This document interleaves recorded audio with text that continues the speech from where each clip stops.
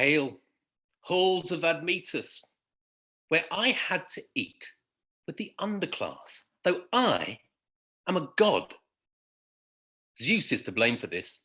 He killed my son, Asclepius, striking him in the heart with lightning. I got mad, and I got even. I killed the Cyclopes, makers of Zeus's fire. Then my father made me serve a mortal man as his slave to punish me. So I came to this land and tended sheep for my host, and up to now I have been the protector of this house. Yes, being holy myself, I found him holy, the son of Pheres. I rescued him from death by tricking the fates. For my sake, the goddesses agreed to let Admetus escape his present death if he found a substitute to give the gods below. He made the rounds. He asked them all, his nearest and dearest, his father and the old woman who gave him birth, his mother. But he found not a one save his wife who was willing to die for him and give up the daylight. And now, in the halls, she needs a helping hand even to stand up. Her last gasp cannot be far off. Today is the day she is destined to die and leave this life. But as for me, to avoid the filth of death under the roof, I am leaving this house with fond memories. Oh, and I already see death coming round, priest of the deceased, who's going to take her down to the halls of Hades. Come right on time, keeping track of the day she has to. Aha! What are you doing in front of the halls? Why are you hovering about this place, Phoebus? Are you still stealing from the lower gods, trying to end our honors? Is that your game? Aren't you satisfied with forestalling Admetus' death, using a dirty trick to trip the fates? Now, with bow in hand, are you looking out for her, his wife, who contracted to redeem her husband by dying in his place? His wife, the daughter of Peleus? Not to worry. I'm not a crook, you know. My word is good. What is the bow for, if you're not crooked? It's just that I always carry it. It's part of my costume. And you always help this house unjustly. Yes, because it upsets me when a friend is in trouble. Well, are you going to rob me of this second corpse? But I did not even take him by force. How is it that he is still up here and not 6 feet underground? He let his wife take his place. She is the one you've come after. Yes, I shall certainly take her down to those who live below. Take her then and go. I guess I can't convince you. To kill my victims? This is what I am made for.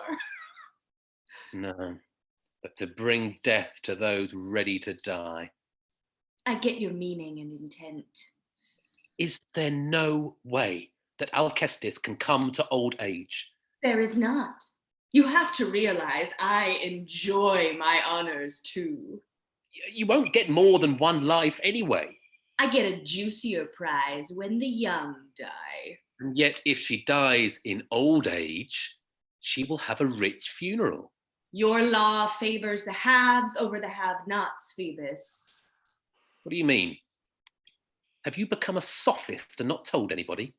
Those who could afford it would buy a ripe old age. I suppose you're not going to do me this favor. No, not really. You know what I am like. Yes, an enemy to men and to gods, detestable. You can't have everything when it doesn't belong to you. You will go along with me in the end, intractable as you are. Such a man is coming to Pheres' house, sent by Eurystheus after the team of horses from the wintry reaches of Thrace, who, after he has been entertained in this house of Admetus, by force will rob you of this woman. Then you'll get no thanks from me, but still you will have to do it. And I will still hate you. You have wasted your breath. The woman is going to Hades. I am going in for her now to begin the ritual with my sword. Anyone whose hair is consecrated by this sword is dedicated to the gods of the netherworld.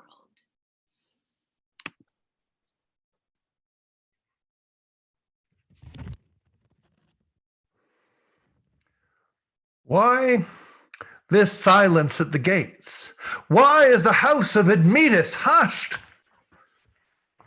But no friend is near who might tell whether she is dead, and we must mourn our queen, or living still she sees this day's light, the daughter of Peleus, Alcestis, by me and everyone else judged the best a wife could be to her husband.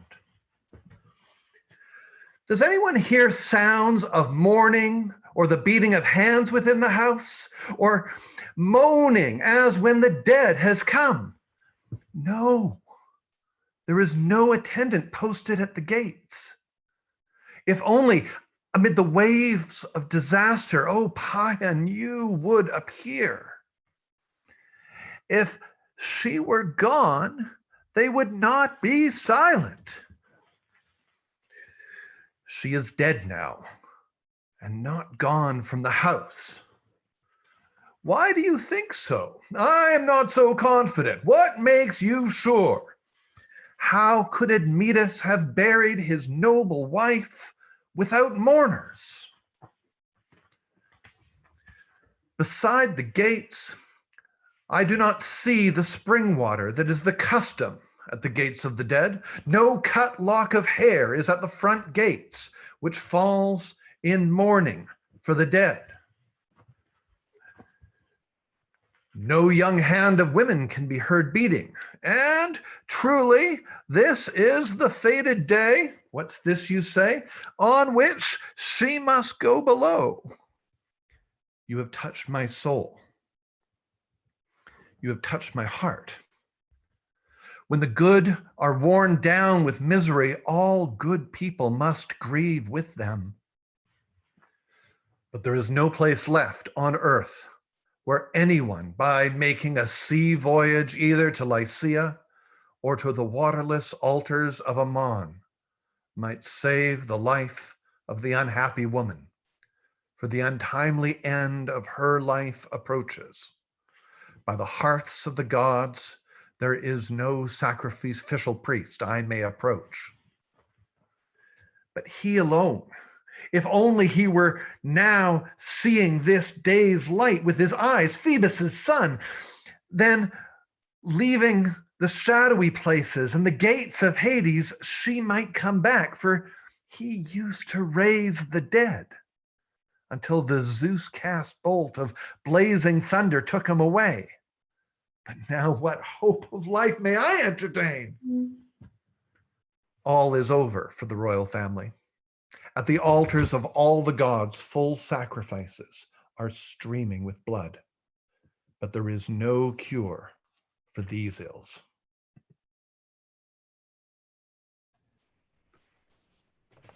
Hi, welcome to Reading Greek Tragedy Online. I'm Joel Christensen from Brandeis University, and I'm here with Out of Chaos Theater and the Center for Hellenic Studies with this week's reading, Euripides' Alcestis. It's translated today by Cecilia Luschnig, and we have some great actors with us, including Noelia Antweiler, Tabatha Gayle, Martin Lewis, Toph Marshall, Paul Mahoney, René Thornton Jr., and we have special guests with us today, Maria Xanthou. Now, this play is dated as one of Euripides' earliest extant dramas. It comes from, we think, around 438 BCE, and it tells the story of a king in Thessaly who impressed Apollo with his reverence and whose death Apollo is trying to prevent by having his wife Alcestis take his place. The tone and content of this mythical romance of sorts has challenged readers for some time. Askolion introduces the play and complains that the drama is rather like a satyr play because it mixes in joy and pleasure and those things that are typically ill fit to tragedy. It begins with misfortune and it may just end with a good story. Now, this play, of course, comes long before Aristotle told us what a tragedy had to be like. And it could not have been too strange for the time, because Euripides won second place with the 4 plays he presented that year, bested again, though, by Sophocles. In the Alcestis, we find Euripides challenging some modern assumptions about what a tragedy should provide. So maybe we can ignore Aristotle for a bit and talk to our guest, Maria, about this play. Maria, can you talk a little bit about the play and the less than familiar myth that we're presented with here? And you're still on mute, Maria. Thank you very much, Joel, and thank you all our wonderful actors who introduce us gradually to this, as you said, quite ambiguous play from many perspectives and many senses. As you said, Alcestis was staged in 438 BC, was part of a tetralogy.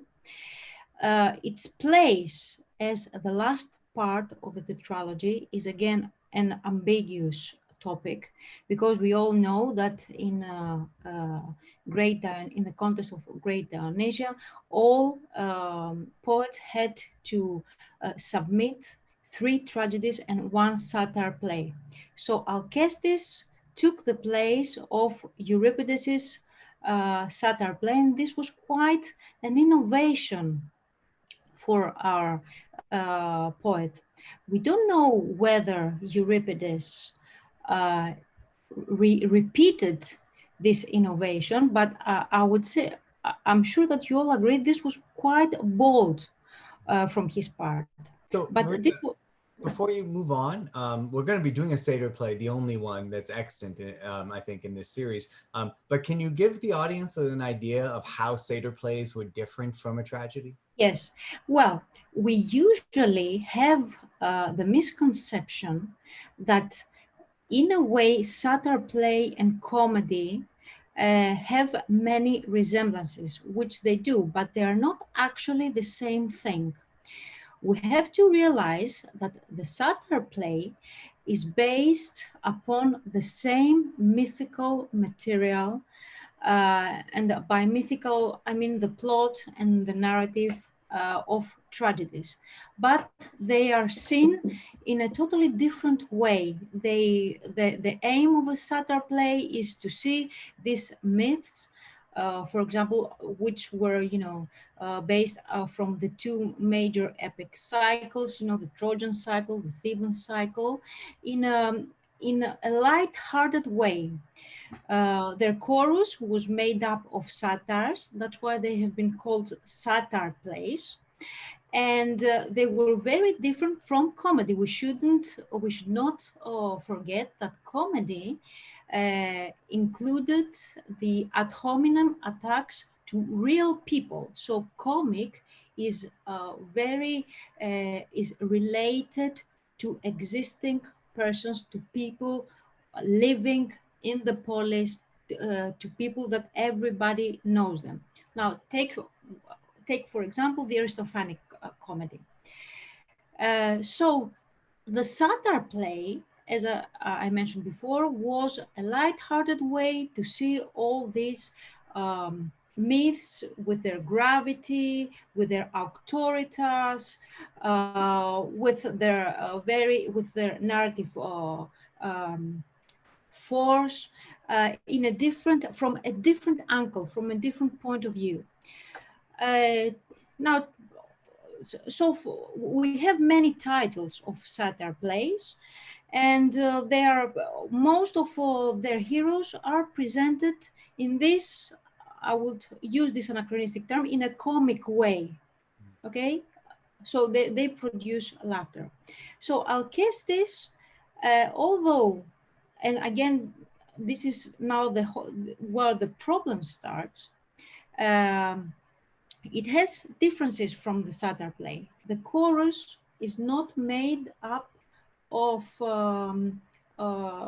satyrs, but from 15 old people of Fere.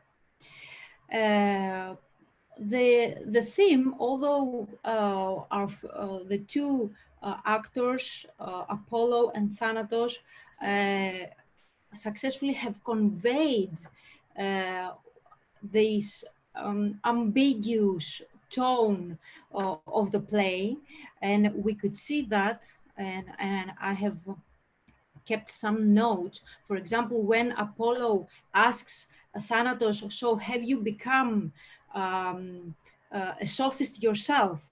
Right. And you're not aware, when he says that, well, Apollo says, oh, you shouldn't take Alcestis yet, because if she dies old, then she will have a rich funeral. And then Thanatos says, but this is a rule for the haves, not the have-nots. Right. And then Apollo replies, so have you turned yourself into a sophist? So here is where we can see this comic twist, subversion of Euripides. It's not that we don't have that kind of twists in other Euripidean plays, because Euripides is, for me, the father, the patriarch of a sophistic downplay, of undermining all these values, of all these Athenian civic values. But I think since Alcestis is one of the oldest extant Euripidean plays, I think here we can see Euripides' mindset. And I think to compare the tone, we could think of the beginning of Prometheus Bound that we saw a few weeks ago, where you start with a god and then another divinity embodied, and it's much more serious. Here, Thanatos definitely doesn't have the weight of the death might. But we can compare the tone when we move to the next scene, I think, where it continues to challenging.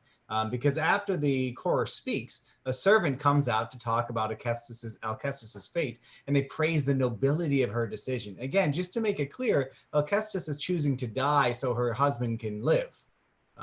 They describe her preparations for death and how Admetus stays with her, mourning her inevitable doom. And so we'll get to that scene next. May I also add, oh yes, sorry.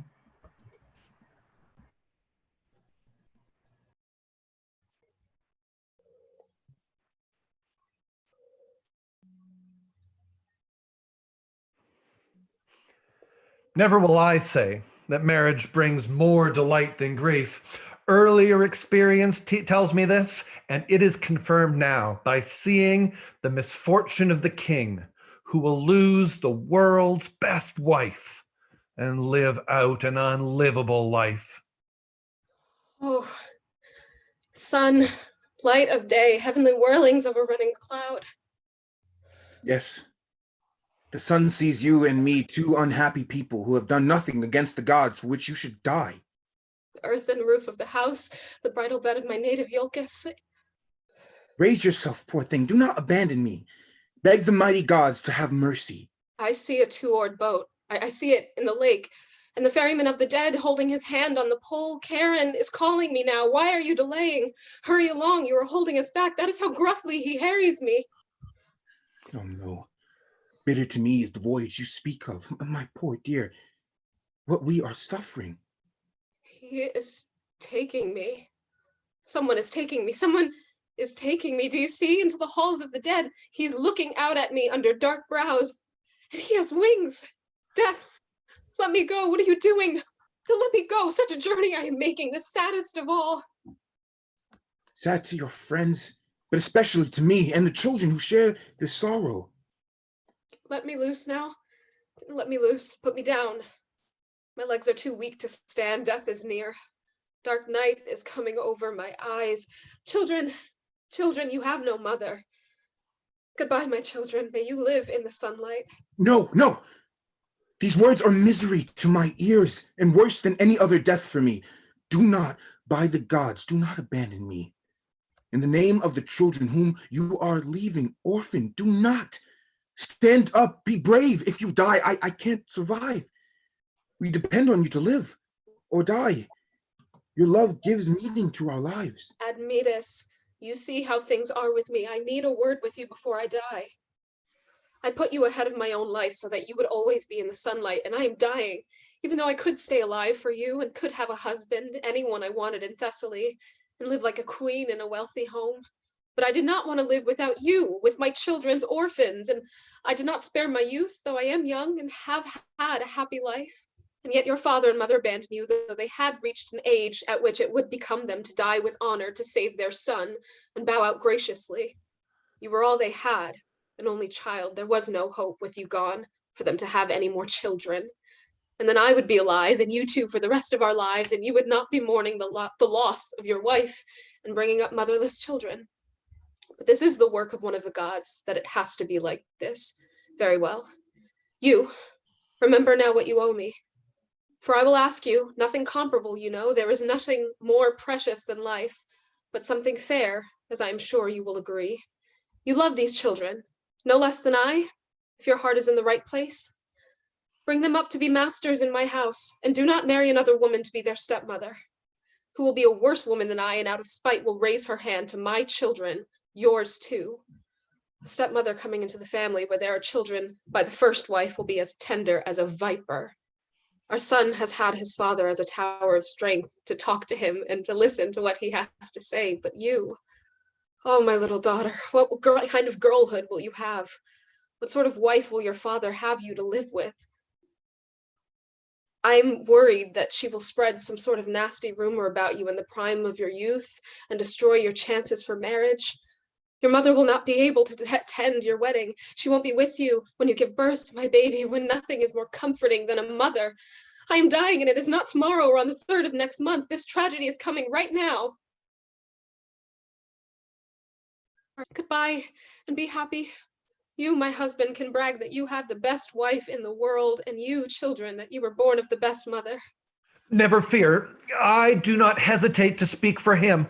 He will do as you say, unless he has taken leave of his senses. Not to worry. I will do it. I will do it. Since I had only you while you were living, when you die, you will be called my only wife, and no one ever, instead of you, will be my bride and call me husband. For there is no one so well born, nor any woman so beautiful. I have enough children. I pray the gods to be able to enjoy them, since we will not enjoy you. I will grieve for you, not for a year only, but as long as my life lasts. My wife, hating my mother and hating my father. They were friends in word, never in deed. But you gave up what was dearest to you and saved my life. Isn't it right, then, for me, losing such a wife as you, to grieve? I shall put an end to the revels and parties and garlands and music which cheered up my house. Never again could I touch the lyre strings, nor lift my spirit to sing to the Liban flute. For you have taken all joy from my life. Your likeness, made by a skillful artist, will be placed in my bed, and I will fall upon it and hold it in my arms and call your name and feel like I am holding my dear wife in my arms. Of course, I will not hold her. A cold comfort, but still it would relieve the burden of my heart. Coming in dreams, you could bring me pleasure, for it is sweet to see dear ones even at night, for as long as you can. If I had the tongue of Orpheus and his gift for song to charm the daughter of Demeter and her husband with songs and bring you back, I would go down, and neither Hades' dog nor Charon the ferryman or of the dead at his oar would hold me back until I had restored you to life. But wait for me there until I die, and make a home for me, so we can live together when I'm dead. For I shall leave instructions to be laid out in the same coffin and to lie side by side with you, and not even in death ever to part from you, the only one loyal to me. And I too, as a friend for a friend, will bear this painful grief for her, for she is worthy. Children, you have heard with your own ears your father promised not to marry another woman, to lord it over you and dishonor me. Yes, and I say it again, and I will do it. On these terms, take the children from me. I take them, a dear gift from a dear hand. You be their mother instead of me. I will have to be, since you won't be there. Oh, children, I must live, but I must go. Oh, no. What will I do without you? Time will soften your grief. The dead are nothing. Take me with you. In God's name, take me with you. My death is enough. I am dying for you. God, What a wife I am losing. Oh, my eyes are growing dark and heavy. I am dead. If you will leave me, my wife. You can say that I am gone. Lift up your head. Do not leave your children. I do not want to, but goodbye, children. Look at them. Look. Nothing is left of me. What are you doing? Are Goodbye. you... Poor me. I am dead. She is dead. The wife of Admetus is gone for good.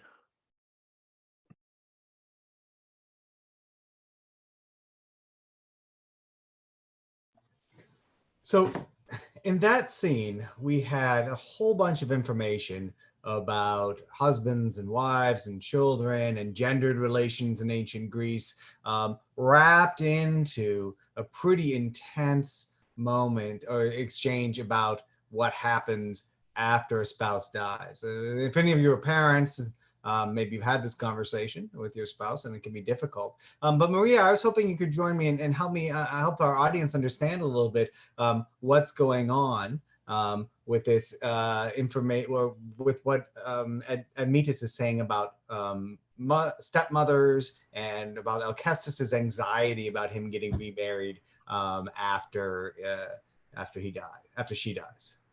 I think there are many topics interwoven, intersected with one another, and they cut through the Athenian society, but in general, about very fundamental issues of what we may say of human ontology. I will take one example that you already mentioned, dear Joel, about parents and especially motherhood and not being married. We've seen that our wonderful Alcestis begs her husband Admetus not to get married after her death.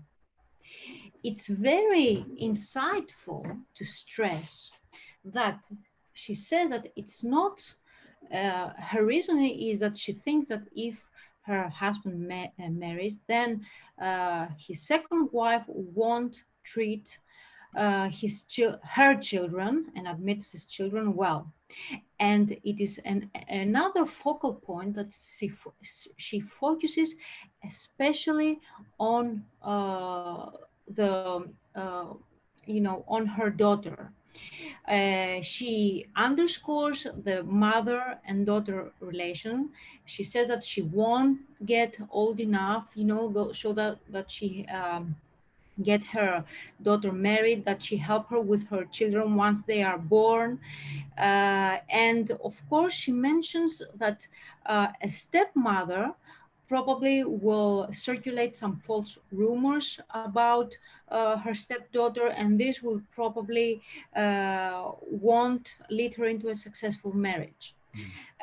So these are probably, Euripides brings to the forefront some issues that were, well, very real in every society, not just Athenian society.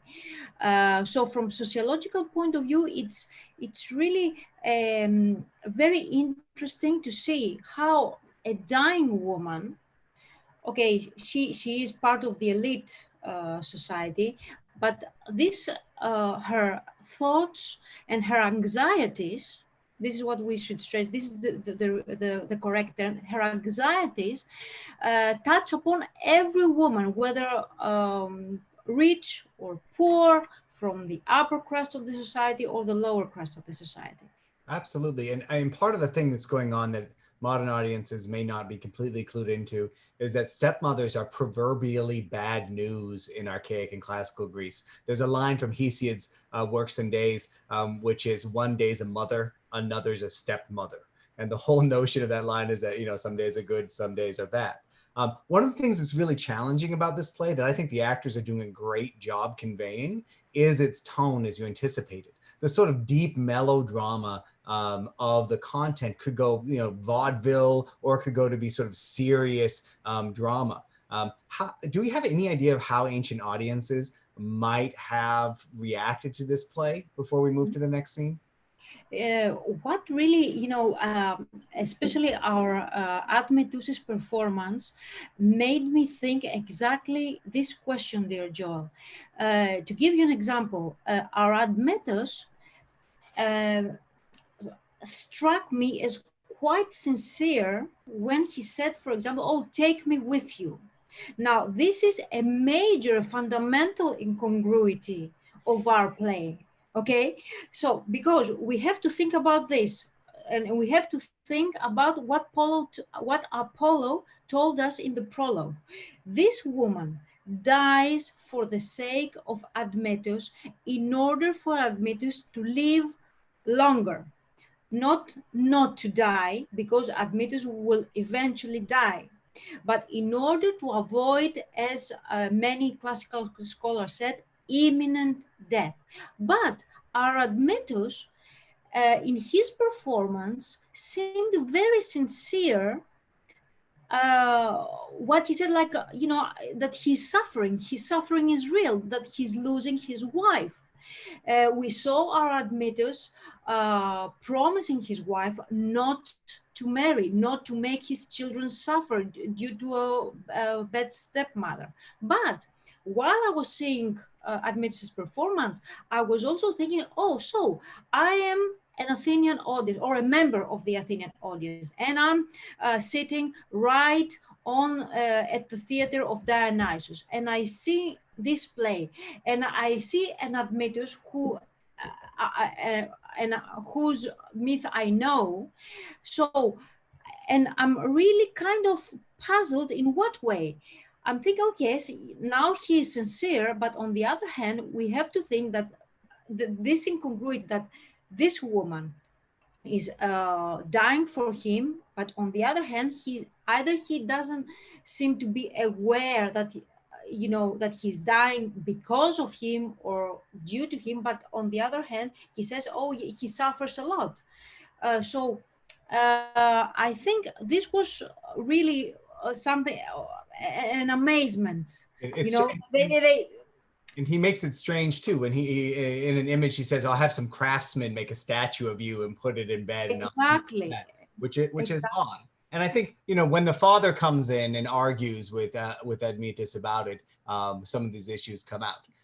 So in the next chorus, the next scene is the chorus coming out. And it's a chorus, it's not the chorus of old men, it's a chorus of her children, lamenting the death of the mother, which again must have been a spectacle on scene. And then the people in chorus join the lament, which is all of a sudden interrupted by Heracles, who's traveling through Thessaly on one of his labors. And that'll be our next scene.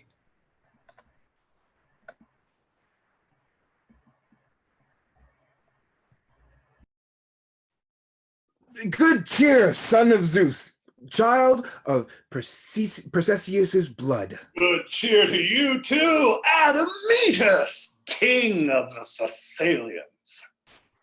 I wish, but I know you mean well. Oh, what's the matter? Why is your hair cut in mourning? I have to bury someone today. God protect your children from harm. The children are alive in my house. Your father has reached a ripe old age if he is gone. He is fine. My mother too, Heracles. Your wife, Alcestis, isn't dead. There are two ways of looking at it. Is she dead or still alive? Yes and no, but I grieve for her. I don't understand. You don't make much sense. Don't you know the fate she must meet? Yes, I know that she has undertaken to die in your place. How is she still with us if she has agreed to that? Don't grieve for your wife in advance. Put it off until the time comes. She's going to die. The dead are nothing. Alive and dead are considered two different things. You have your opinion, Heracles, and I have mine. Just why are you in mourning? Has someone died in the family? My wife. It's a woman we were just now talking about. Is she an outsider or related to you by blood? Not exactly related, but vital to our house. When her father died, she spent her life here. Oh, yeah, okay. Too bad. What are you getting at? I found you in mourning. What are you getting at? I will find another friend to put me up. No, sir. It cannot be done. Perish the thought. It is an added burden for those in mourning if a guest stays over. The dead are dead. Come into the house. It is uncouth for guests to feast when the house is in mourning. The guest quarters are separate where you will stay. Please, let me go, and I will be very grateful. You must not go to another man's hearth. You open the guest house for him and show him his rooms and tell the staff to serve him plenty of food. Close up the connecting doors carefully. It is uncouth for guests to be disturbed at their feasting by sounds of mourning. What are you doing? When such a thing has happened, Admetus, how could you invite a guest to stay here? Have you gone soft in the head? If I had driven him away from my house and city when he came as a traveler, then would you have approved of me more? Oh, no. The misery would be no less, but I would not be a good host and friend, and I would have this tragedy on top of the other, that my house would be called unwelcoming to guests. I always find him a perfect host whenever I go to the thirsty land of Argos. How is it that you concealed the present misfortune from a man who came here, if he is a friend, as you say? He would never have been willing to enter the house if he had known of my troubles. And maybe to some in doing this, I will seem foolish, and those people will not approve. But my house does not know how to turn away guests nor treat them badly.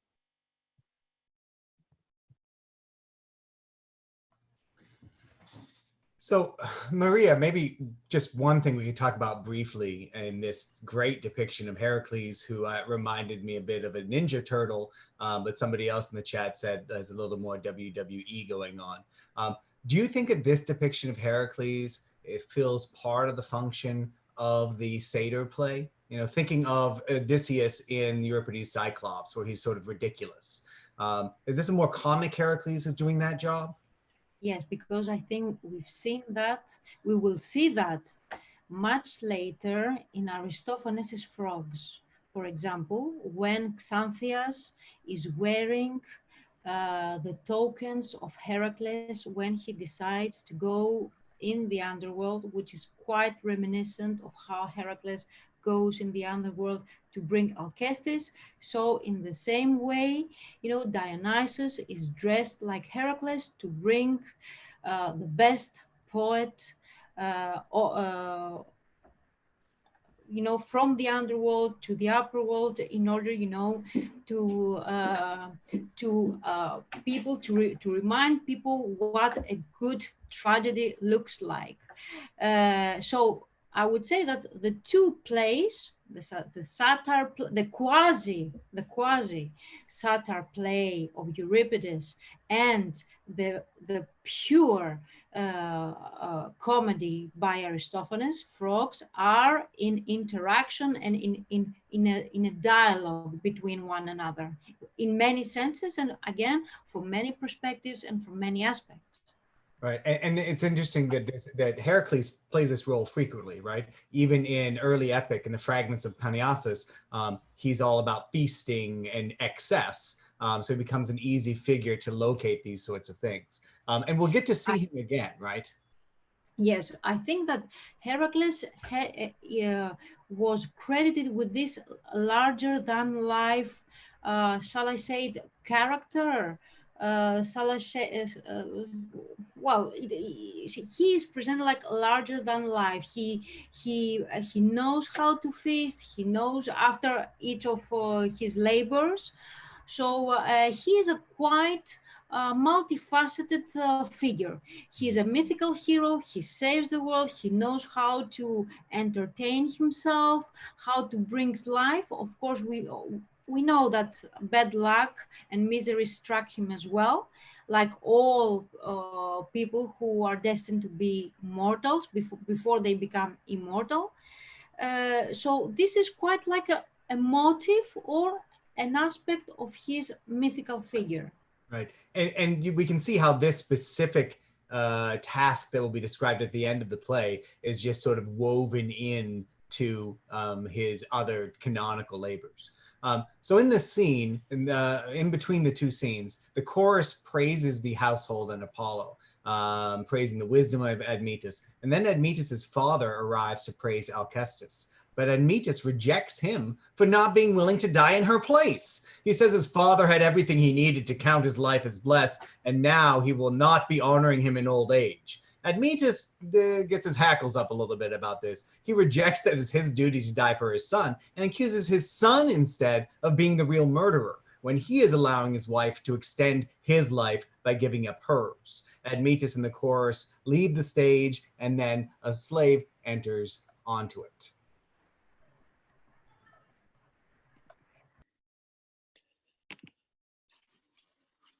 I have known many guests who come from all over the world to the house of Admetus. And I've served meals to all of them. But never in my life have I waited on a worse guest than this one in the house. From the beginning, he saw my master in mourning, but he came in anyway and crossed the threshold. Then he did not have the good manners to take what was available, seeing how upset we were. But if there was something we did not bring, he got rowdy and demanded it. He takes an ivy wood cup in his hands and he drinks the wine of the black grape unmixed until the flame of the wine overtakes him and makes him hot. Then he crowns his head with myrtle branches, howling unmusically. There were two sounds to hear. He was singing without a thought for Admetus' tragedy, but we servants were mourning our mistress. Oh. But we did not show the stranger that we were weeping. Admetus had forbidden it. And now I am entertaining in the house this guest, some robber or reprobate, but she is gone from the house. And I could not follow and pay my last respects to my mistress at the graveside. She was a mother to me and all the servants. Many's the time she saved our hides, soothing her husband's temper. Haven't I the right to hate this guest who's come in our time of trouble?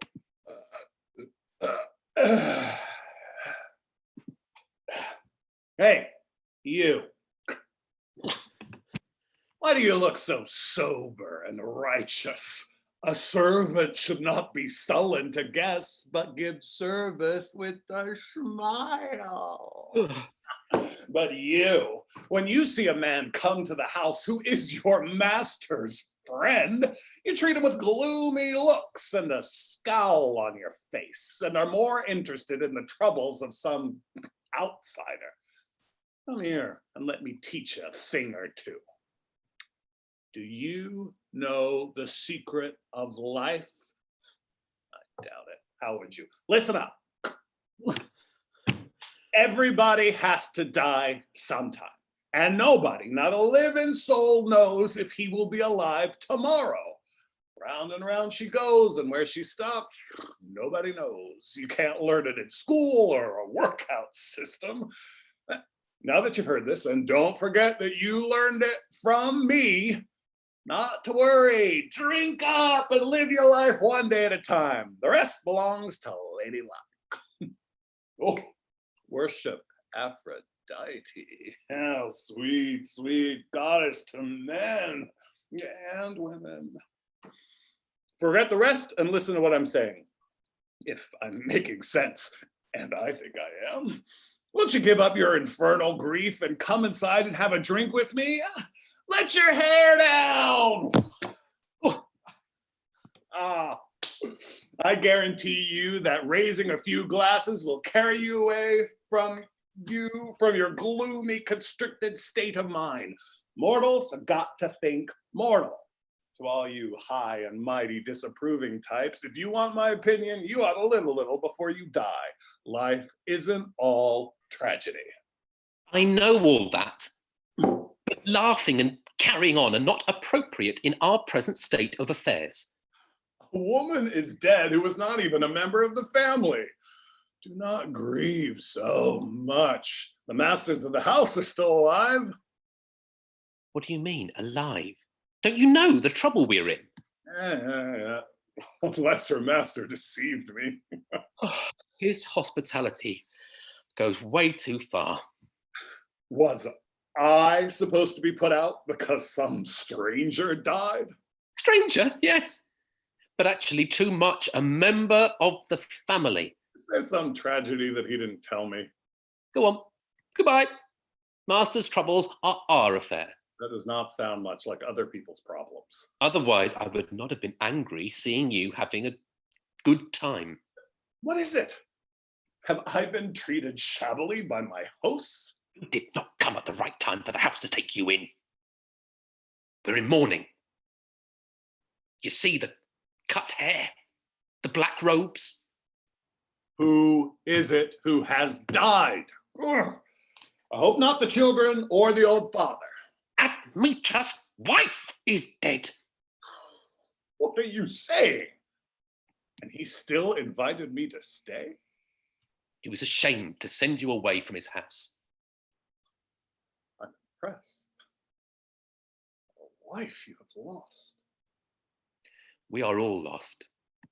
She's not the only one. Oh, but yes. Oh, I noticed his eyes wet with tears, his cut hair, and his face, but he persuaded me, insisting that it was an outsider that he was burying.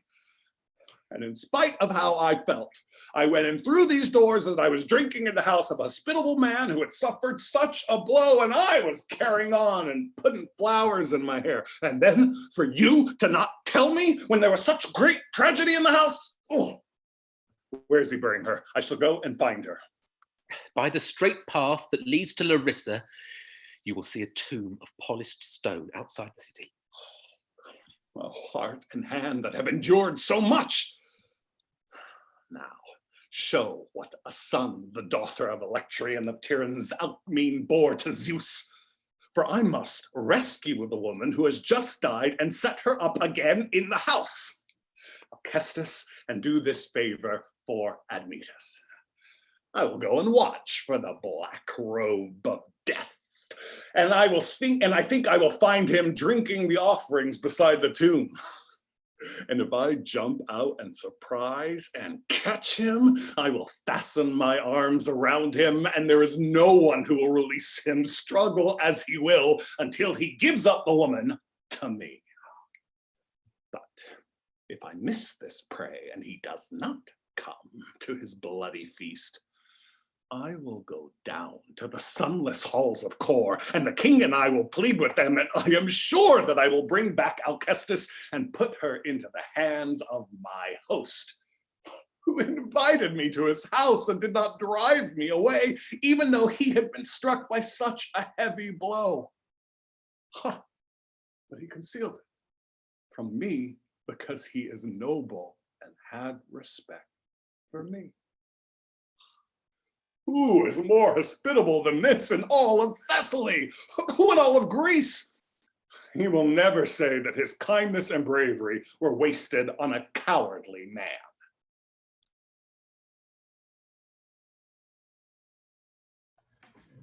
So here in this scene, we're faced with this sort of radical contrast between the severe austerity of the servant, of the slave, really, and the wild bombacity of Heracles. And I think that especially for Anglo-American ears, it went really well to have a British man play the servant in an American accent for this wild hero Heracles. And this scene, it's really hard to understand. Maria, how does knowing who Heracles is help enrich our understanding of the scene for us?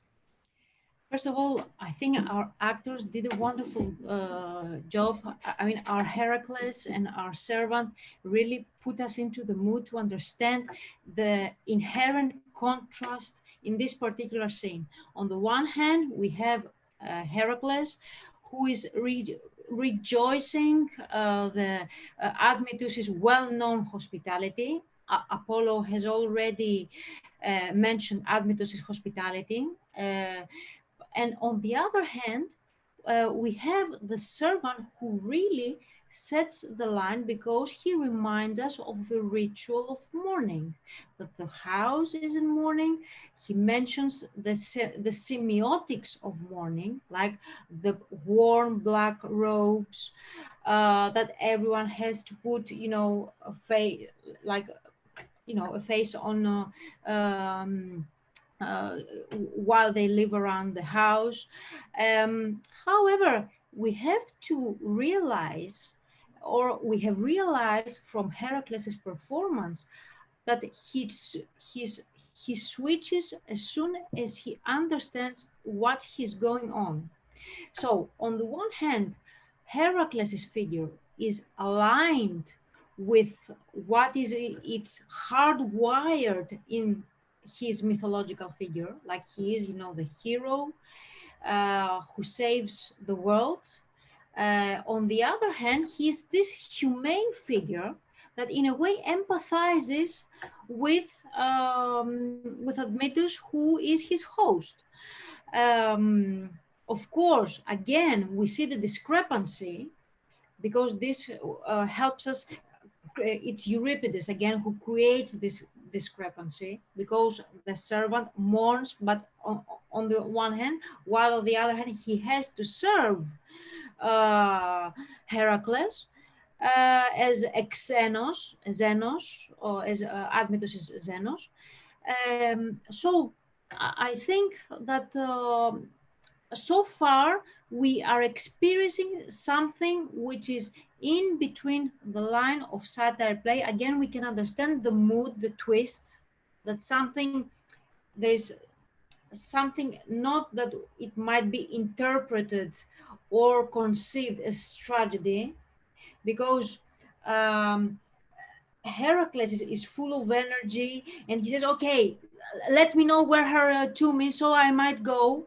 And of course, servant provides him with all the essential information that it is in a polished stone on the way to Larissa. So again, it is another contrast that it is again created by Euripides. On the one hand, we have the vivid life with wine, with pouring and drinking wine, while on the other hand, we have death. So death and life, which are in a way met or again set in dialogue with one another. I think this is a great scene. And I think, well, I like the way that you were talking about that pairing, because this experience would be then redoubled by the experience of the audience, which is there in a festival atmosphere, but have repeatedly been witnessing tragedies during the day. So, exactly. And it also sets up for some hope of resolution, because what's going to happen in this next scene? Heracles is almost giddy at the possibility of facing off with death, which we all know is what Heracles ultimately does. And so in between these scenes, Admetus arrives in lamentation, singing with the chorus in a funerary march. The chorus criticizes Admetus's excessive sorrow because he's just going too far, advising instead that he honor his wife for her great deed. And then our final scene brings us Admetus and Heracles together.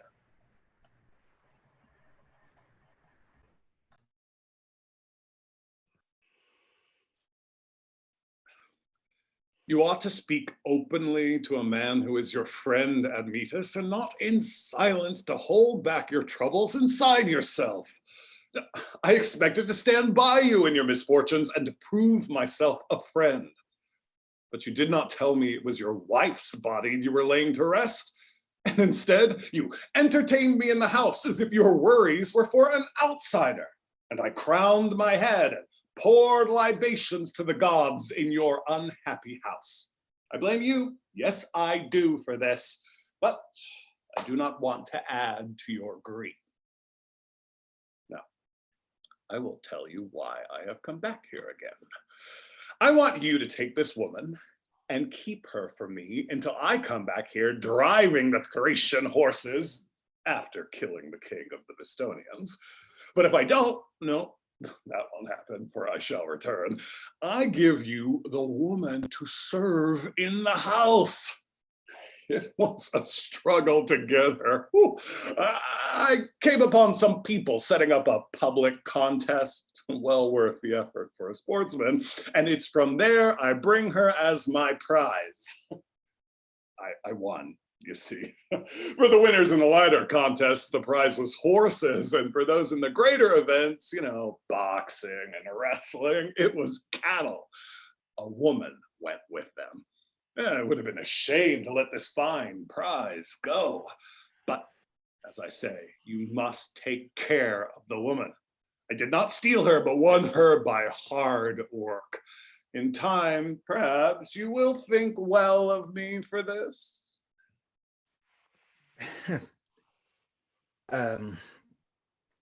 It was not because I didn't respect you or consider you less than a friend that I hid my poor wife's death. But it would have been one more pain on top of the pain I already suffered if you had gone to someone else's house. It was enough for me to weep for my loss. But sir, the woman, if it is possible, I beg you, ask another Thessalian to keep her, one who has not suffered what I have. You have many friends in Fair Eye.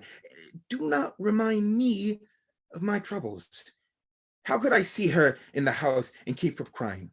Do not add more suffering to a sick man, for I am overwhelmed by my tragedy.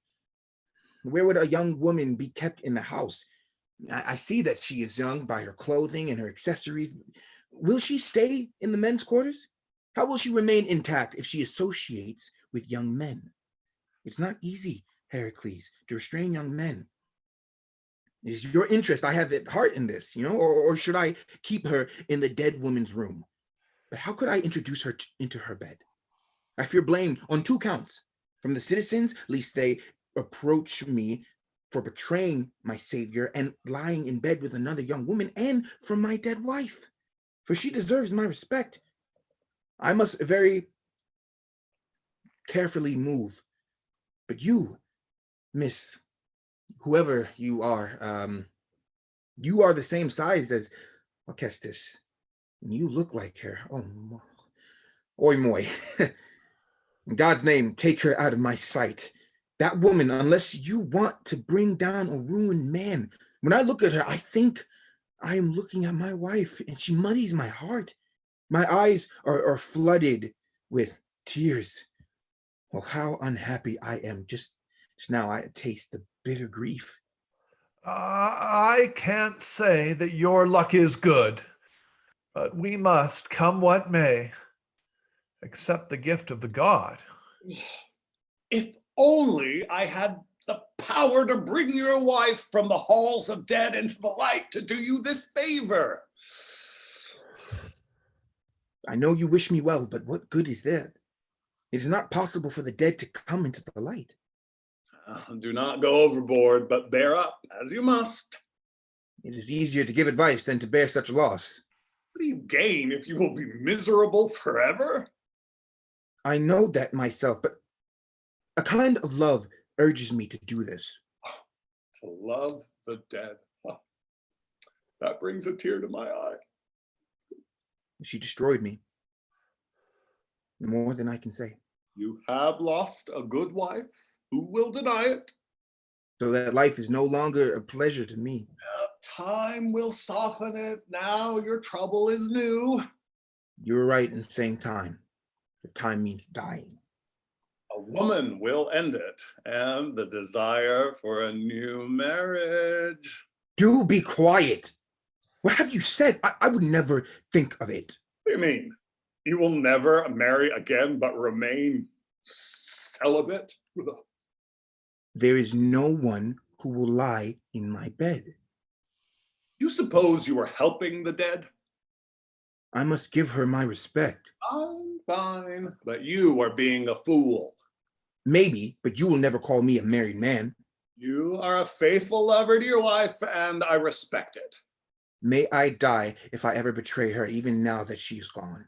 Now, take this noble woman inside your noble house. No, I beg you, by your father Zeus. You will be making a mistake if you do not do this. And if I do it, I will stab my heart with grief. Do it! Perhaps the favor will turn out right. Ugh. If only you had not won her in that contest. Yes, but when I won, you won with me. Kindly said, but let the women go away. She will go away if she must, but first you must see if she must. She must if you do not want to torture me.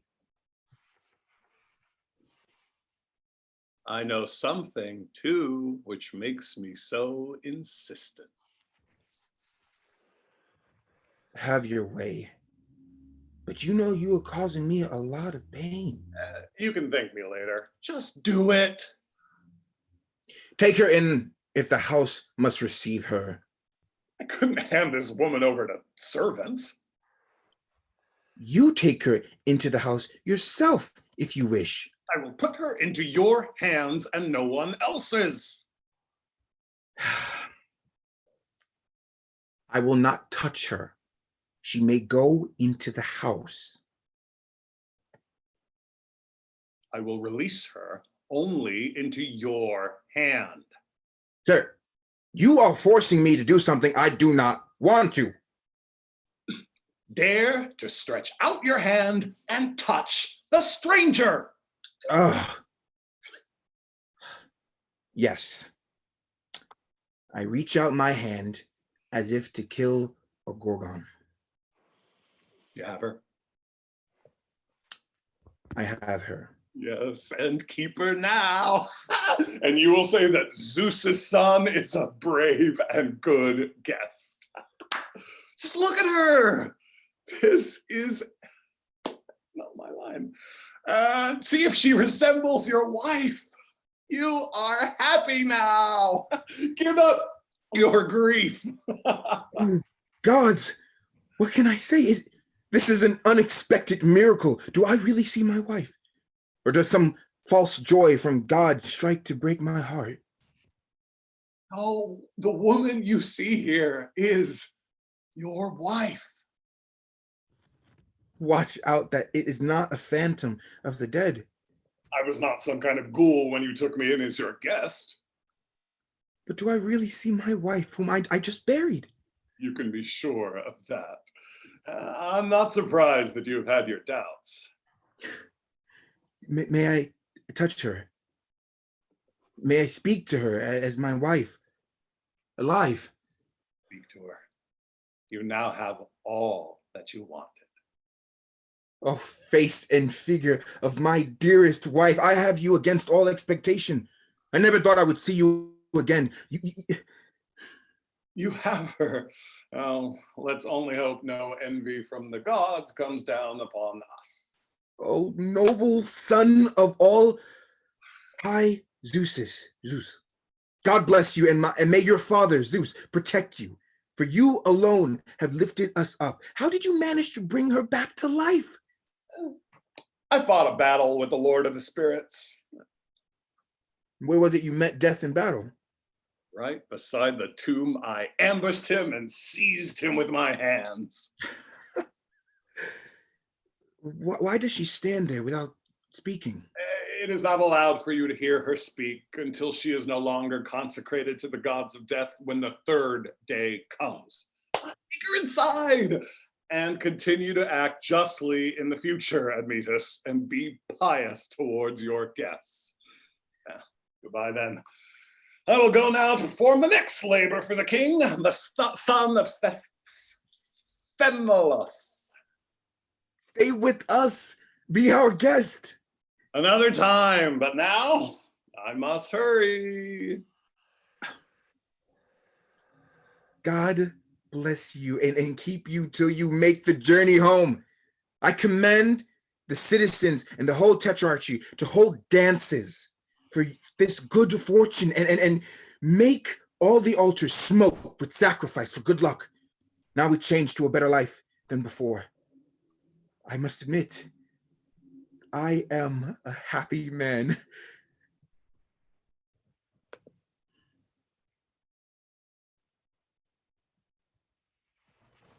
So, Maria, while we all sort of gather our thoughts about just what happened to us, I want to say again that I found this translation to be really light and fast and colloquial, and it really helped the actors do a phenomenal job. I'm going to be laughing about Heracles, I think, for weeks. But what do we make of that final scene?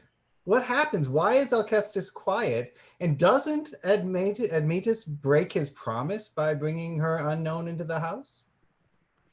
I think, again, what we are dealing with is one of Euripides' very refined or sophisticated tricks in terms of identity deception. I think that in this particular scene, everybody deceives everyone, and everyone likes to be deceived by everybody. So to give you an example, remember that in the first scenes, Admetus was deceiving Heracles about his situation, about Admetus having lost his wife. This is one deception that we have already dealt with. Now, while the play is being completed, we are dealing with a second deception. It is a multi-leveled deception. Heracles deceives Admetus. Admetus, while the play is, the Exodus, the final part is being unfolded, finds it difficult to believe that this is his wife. And also Alcestis, in her own way, she's also in a transitional phase, in a transitional stage from how shall we call it? She's not dead because she's within the 3 days time span, okay, where the Greeks believed that the spirit, the soul, in a way hovers around, the earth, and then goes to the underworld. So she's something in between.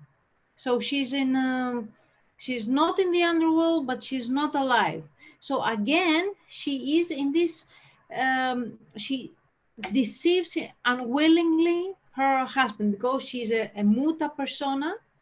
She's not allowed to speak. And of course, Admetus find it difficult to believe that this is his wife, although he admits that she resembles his wife. Yeah. So I like the way you're focusing on the in-betweenness of this sort of quasi-zombie Alcestis. Yes. Because it echoes sort of the in-betweenness of this play. And I'd like some of the actors to come back to talk about that and what they were thinking. And how they went about it. So maybe I'll start with Alcestis herself. Where did she go? Oh, there you are. How are you? Hi, good. So this is a very different role tonally than you've played with us before. What kind of thoughts were you bringing to it when you're inhabiting sort of the weird mind space of this figure? Yeah, definitely. The sacrifice and the fact that it's so imminent. We talked about how quickly this was all happening and that she can see death literally coming for her, and she has to give all of her last words to her family at once, which is very stressful. And I know she'd want to keep calm in her sacrifice so that, her children can remember her as reserved or, as composed, and she'd want to leave a sense of peace with them. But at the same time, she literally sees death. Yeah. So it's got to be strange. And you play it, I mean, right on that edge of melodrama. Like it works, like you're serious, your character believes it, but it's a strange tone to take. And I think it was really complimented by Martin, your Admetus, right? I mean, the way you two work off each other makes it possible for René to do his thing. When you were thinking about this character, did you consider the sort of the depth of the sacrifice he was expecting? Or did you just sort of go along with it? Well, Paul made a really good point about this character realizing the mistake he made as it's happening. So I was kind of focused more on like the, oh shit, what have I done kind of moment. But I was also trying to play with the whole, like, because this is a little bit of a conflicted character, it seems. Like, he's the one that put his wife in this position, and now he's regretting the fact that, like, if he's regretting it, why doesn't he just, you know what, I'm gonna kill myself. I'm just gonna off myself, and I'll save you. And I get that, but that's the question I had for myself, and I get that in the script, Tabatha says, like, I can't live without my husband. So I'm thinking, okay, then it's a greater sacrifice to not sacrifice myself. Like, it's mind absolutely boggling. So I was just trying to focus on the easier one. And it is mind-boggling, but in real life, I mean, we do have these kinds of conversations, right? That strain our sort of like self-preservation against our love for another person, right? Yeah. I mean, I don't know if you've ever had the conversation with a significant other about your preference for who dies first. It can be awkward and possibly comedic if you're in a comedic mood, right? Now, if you're Heracles, you get a do-over because you get multiple spouses and get to go to the underworld and come back. René, second week in a row, you had me falling out of my chair laughing. What were you thinking, being the mighty Heracles? And were you prepared for this level of absurdity? I was not. It's funny doing these 2 weeks in a row, because last week Beth was like, big choices, just go big. And then this week Paul was like, go big, go big. I'm like, okay, well, go big. But it's not the kind of parts that I usually play. So it's been a fun adventure to try on some new roles. Well, and so what I find fascinating about this Heracles is he's not just, as in some other comedies, a drunkard and like a braggart athlete, but he's also like a barstool philosopher. So at several moments you gave advice about the nature of life. When you're reading the script and preparing it, how did you sort of balance the content as opposed to the character you were posing? It reminded me a lot of Falstaff, to be honest. That sort of like ridiculous drunkard, but also occasionally has sort of pearls of wisdom somehow. And so I mostly do Shakespeare, and so that's what I was sort of holding on to and running with.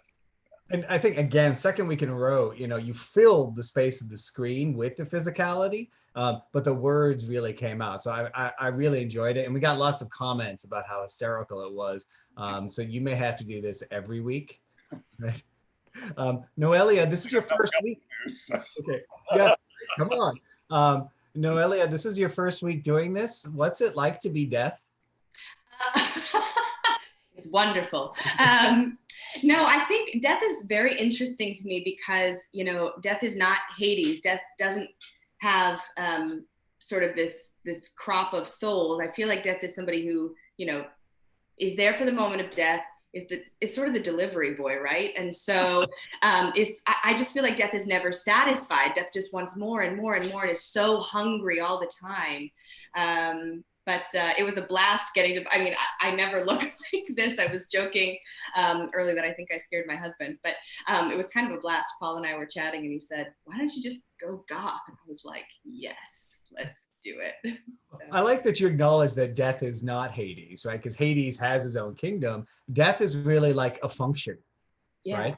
Rather than anything else. So as you put it, a delivery boy. And again, it's rare that you see Death being comical, right? But I figure if that's your job, you just kind of get used to it. Yeah, absolutely.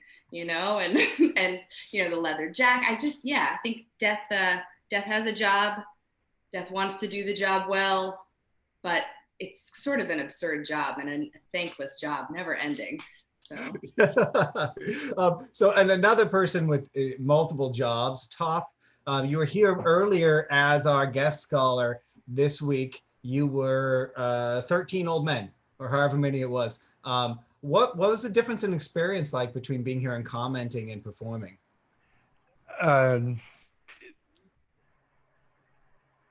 trying to maintain some sort of consistent voice with each hat or scarf choice was really the dominant thought that I was taking. But it's really fun being the chorus in this play because everyone thought they knew what the chorus was going to be, right? They're thinking it's going to be these half goat horny men, and all of a sudden it's these old guys, and each of them fails to be masculine in different ways, I think.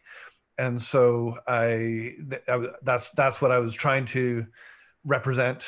But this is a play I know less well. It's a play that confuses me, and so it's a lot of fun hearing it and seeing it.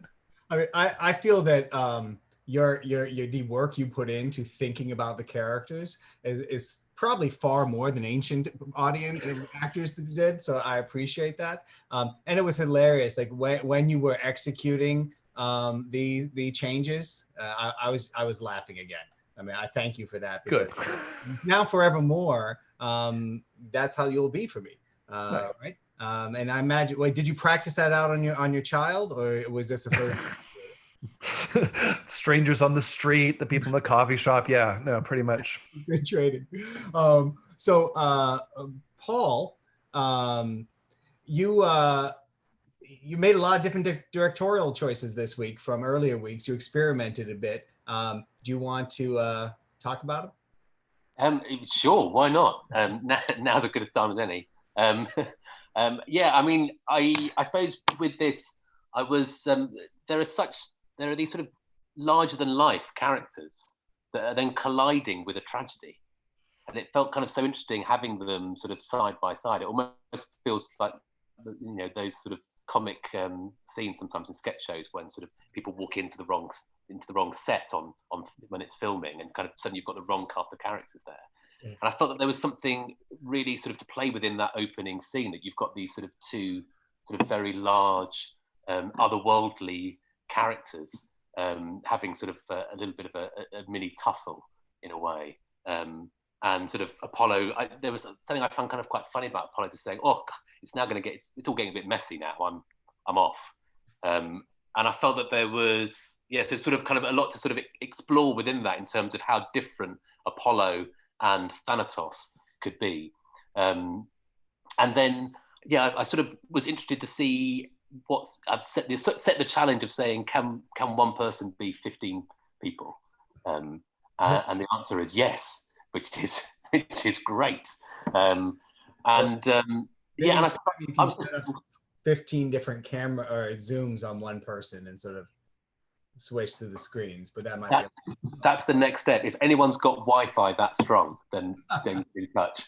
And I think, so in each scene, then we were sort of trying to think about sort of what is the mood in that scene, because it does feel in a way that they could be drawn from different plays at times.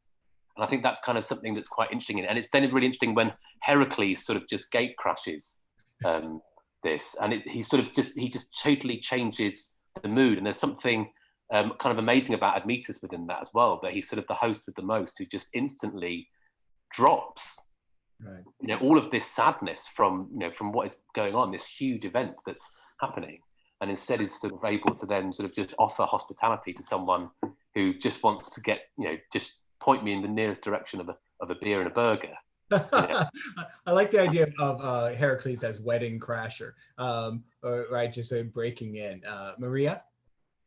Can I just ask Paul and Noelia, while they had this exchange in the prologue, the way they interpreted the prologue reminded me, again, different genres in many ways. On the one hand, the way they perform this particular piece of text remind me of Platonic dialogues with this thinly veiled irony. But on the other hand, also reminded me somehow, again, in tone, okay, not exactly, this, again, this Aristophanic exchange when you have this bombastic dialogue and everyone is very assertive. So I don't know, have you thought about it, or was it like almost you improvised? Well, Noelia, you go. I would say that it was not maybe discussed overtly, but that Paul had given himself and me and many of us this great direction that these characters are sort of larger than life. And so I think when you have two larger than life characters who both want what they want, that they're going to kind of clash a bit, and they're going to have that sort of volley back and forth. So that's my thought on it. I don't know, Paul, do you have other thoughts? Yeah, and I suppose the thing I'd add to that as well is that in the translation, there feels like such a natural humour with it as well. Yeah. There was just one thing I'd sort of, like one line in particular that kind of popped out. I just really loved the phrasing of it, was when talking about sort of, why are you holding that bow? And it's like, exactly. It's part of my costume. Exactly. I don't know why I'm carrying it. I never use it. And I thought there was something that it's always sort of that interesting kind of situation where, in a way, the stakes aren't that high for me, are they? Really, I'm a god. I'm okay, and I like these people, but I'm okay. At this point, when you showed us the bow, it was, I saw you in two ways, both as an actor, like just you broke the fourth wall in a way, and you said, oh, this is how Apollo is usually dressed. He's holding a bow. So this reminded me again the beginning of Aristophanes' frogs, because Aristophanes breaks the fourth wall many times, but on the other hand, you kept your distance from the audience, and you were very sincere and very assertive. And of course, the same goes with Noelia. So your exchange were more than convincing. We could see either two larger than life characters, as Noelia said, acting as sophists. And I really appreciate that the little bow from the beginning made it all funny. Right. As we close up, we had a question from YouTube we didn't get to, which is whether or not these plays were one-time only events or reperformed. I think both Toph and Maria know a little more than me. We have very little evidence for reperformance of plays, but we do know that some were reperformed. Anyone want to follow up, either of you? Or? Toph, would you like to go first, and then I will just weigh in? Well, sure. We know that the plays had an afterlife and that they were performed in the contests in later years. In fact, there was a new contest added, I guess, 55 years after this play, where you could put on a classic. But that seems to have been something that a lot of people did, wanting to see the plays of Euripides after he had died. They also toured and they traveled around Greece. We don't actually know of any reperformances within Athens itself, but we think they must have happened because of the evidence that we see in vase painting, particularly. Examples with Medea, for example, show that new ideas are being added to Euripides' Medea script. And so there would have been occasions, but we don't know what they were. Thank you. Okay. And the context, of course, would change the interpretation. Maria, did you want to add? Yes, I just wanted to add to the afterlife of any kind of dramas, and especially from the textual perspective. We know that we have to stress that this texts, these dramas, were in a way saved or reproduced by the Byzantines, so they survived due to the diligent copy editing of the Byzantines. So I would say that Alcestis was quite a popular play, which the scribes thought that they should preserve and copy it often in their manuscripts. Thank you. And I think what's important to think about is that we're part of that afterlife now. Absolutely. Noelia, right. And Noelia, if people didn't get enough of this play, you have some information about a full performance coming up online soon? Yes. I work for a wonderful theater company based in Laramie, Wyoming called Relative Theatrics. And we are doing a full reading of this show tomorrow evening at 7 p.m. Mountain Daylight Time, excuse me.